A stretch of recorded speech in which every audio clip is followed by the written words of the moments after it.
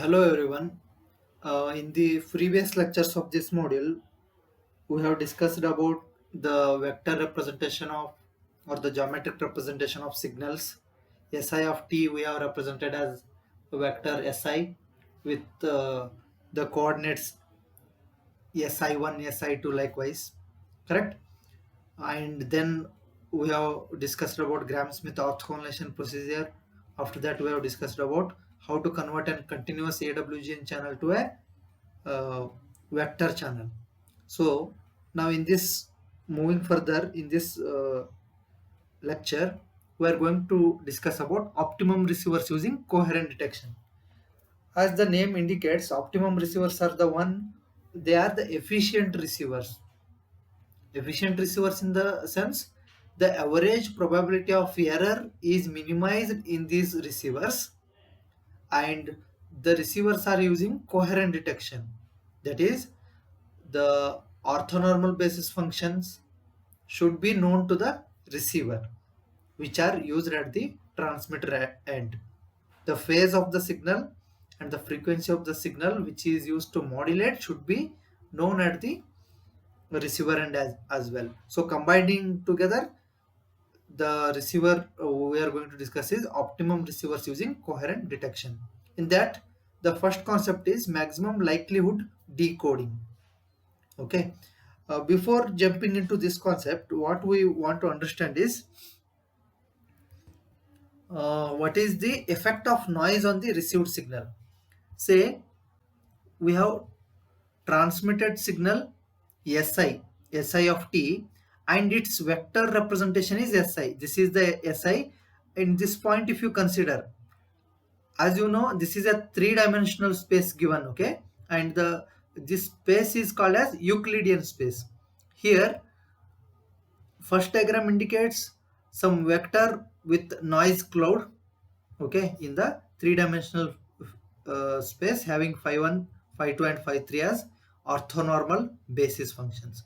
Similarly, if you come here, you can see what we have is we have we have transmitted this signal represented by this signal vector si of t. We have transmitted a particular symbol, say any mi, m1, m2, m3, any one signal you have transmitted.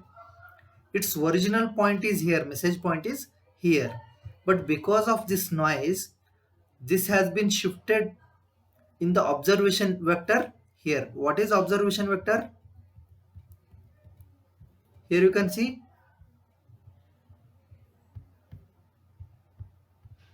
after correlation receivers, after the uh, correlators, including the multiplier and integrator, whatever you are get here with noise at the receiver end is called as observation vector. We want to compare this observation vector with this actual signal vector so that we can get an exact estimate of this signal vector. We want to somehow make a decision where whether this observation vector belongs to this particular si or symbol point, say m1, or it belongs to m2. So you have to decide between m1 and m2, for example. Then what you will have to do, whether this point is nearer to this point or it is nearer to some other message point which we already know by converting the si of t signals into their respective signal vectors. Okay, so by that, what we can say, if the distance between this received signal vector and the transmitted signal vector is very small, then it will be easy for us, or the decision will be error free. Error probability of occurring error will be very less. If this distance is very large, then it may decide in favor of another signal. So we will understand how we can design a optimum receiver using the method called as maximum likelihood decoding. Okay, I hope you have understood this concept.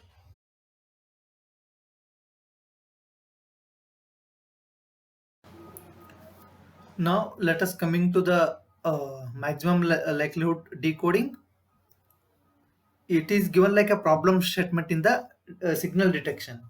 The statement is like this: given the observation vector x, performing a mapping from x to an estimate m m cap of the transmitted symbol mi in a way that would minimize the probability of error in the decision making process. So this is what we want. We are given with observation vector after the correlators. Using that observation vector, we have to perform a mapping of x to an estimate of m cap. When a transmitted symbol is mi, in such a way that it has to minimize the probability of error in the decision making process. I will take an example. Let us consider that you have sent a transmitted symbol mi, which is equal to bit 1 or symbol 1. Okay, not symbol 0, it is symbol 1. Now observation vector points you will get such that it is the value will be around point 8. What you will decide? Your estimation is now m cap. Your estimation is now m cap. What would be this decision? Since it is point 0.8 nearer to 1, not nearer to 0, you will say this might be symbol 1. This m cap you set as 1. If this is equal to mi, there is no error. If m cap you set it as 0 but you have transmitted 1, right, then it will be error.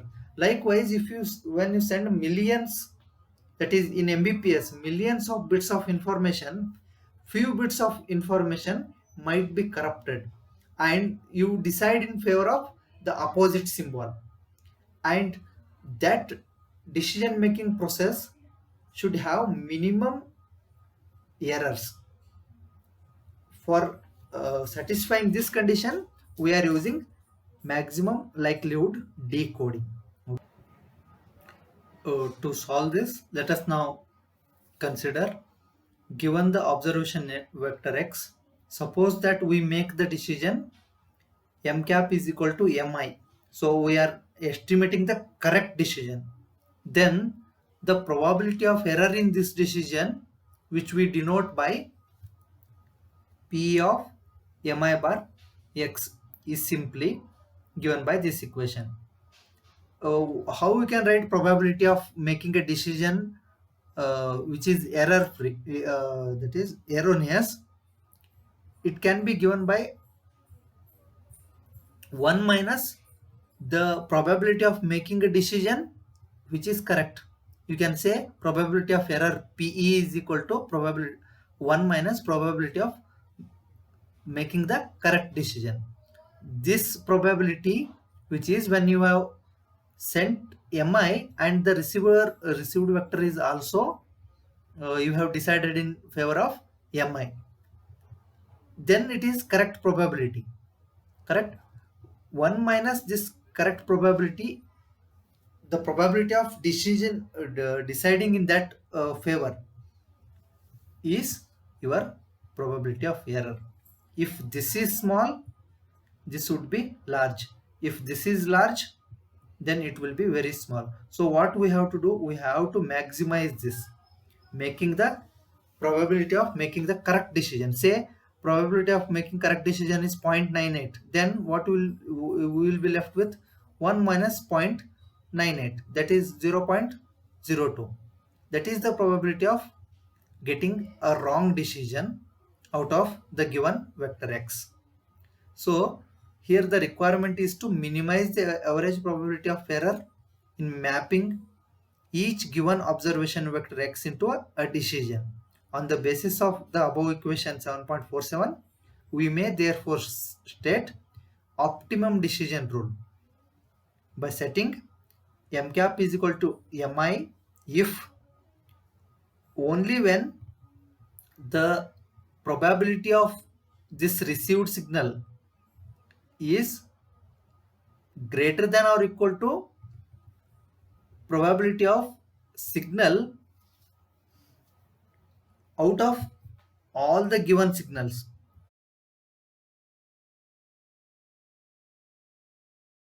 Selected first out of mk values, where k is not equal to I, k is equal to 1 to m. In this, which one is having maximum value, that is selected. Its probability is taken into the consideration. Then only you can say m cap is equal to mi, which is nearest point. Now, this decision rule described in the previous equation is referred to as maximum a posteriori probability or MAP rule. Correspondingly, the system used to implement this rule is called as maximum a posteriori decoder. We may restate this MAP rule using the conditional probability density function, which we have studied in the previous lecture. What we can set is, we can set m cap is equal to mi if pi k, which is prior probability of transmitting symbol mk, multiplied by conditional probability of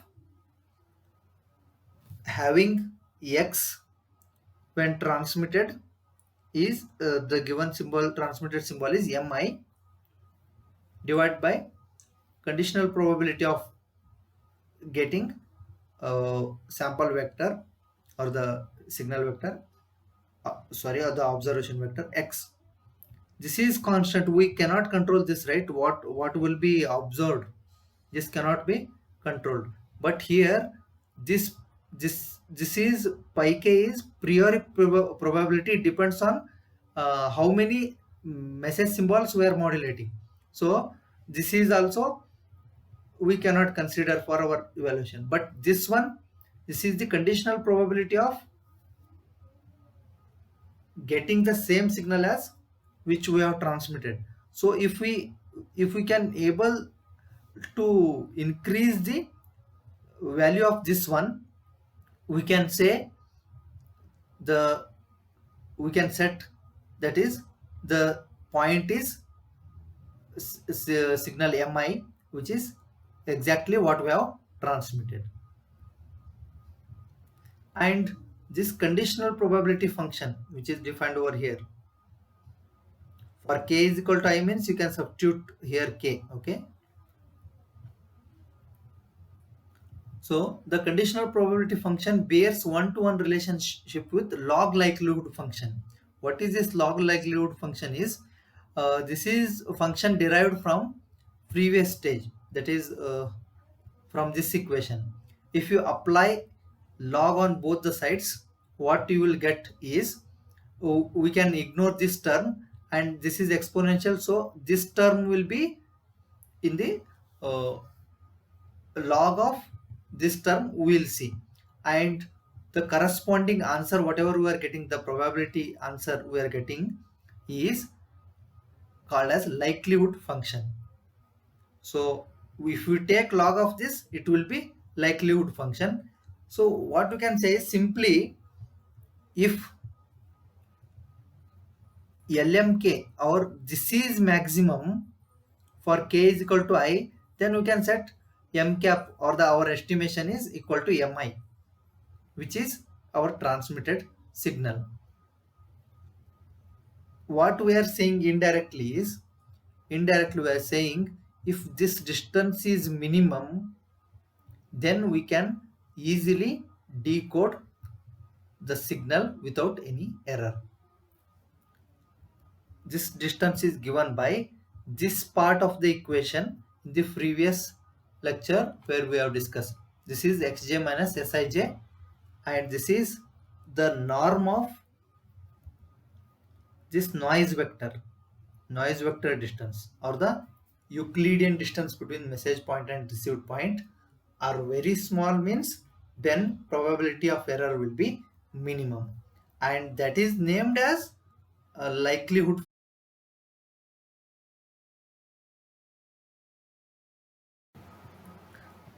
And this function is called as maximum likelihood function because we are having uh, minimum error probability when there is a maximum value of this conditional probability. That's why when this conditional probability is high, we can say we are having a minimum error, and the particular condition bears one-to-one relation with likelihood function, and therefore we say the rule is called as maximum likelihood rule. And the system used for implementation of this rule is referred to as maximum likelihood decoder. So we are going to use a complete hardware system to represent this one, and it is called as maximum likelihood decoder. Okay, in the next section we will discuss about this maximum likelihood decoder implementation in the correlation receiver.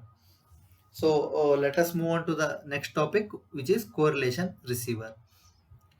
In the light of the mathematical justification presented earlier, what we have for an AWGN channel, and for the case when transmitted signals are S1, S2 up to Sm of t are equally likely, is called the correlation receivers.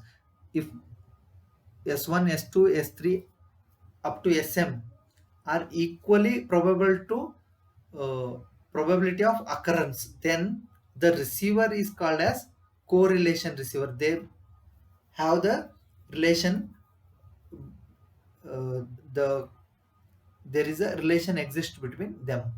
It consists of two subsystems. One you can see, it is the detector. Second one is the maximum likelihood decoder, which we have discussed here. Correct? Now, first system, detector or demodulator. This system already we have studied, right? What we have? Received signal is x of t, which is composed of s of t plus w of t noise. It is multiplied with phi 1 of t, phi 2 of t up to phi n of t. These are the orthonormal basis functions. Then they are integrated. And what is the result produced over here? It is not mentioned, but let me tell you. This is x1, the observation vector coefficients, x1, x2 up to xn. Let me draw over here. This might be x1, this might be your x2. Likewise, the up to xn coefficients for a observation vector.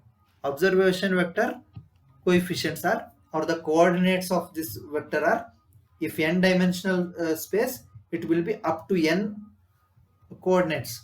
If two dimensional space, it will be x1 comma x2. Correct? So these are the observation vector coefficients what we are going to get after the detector.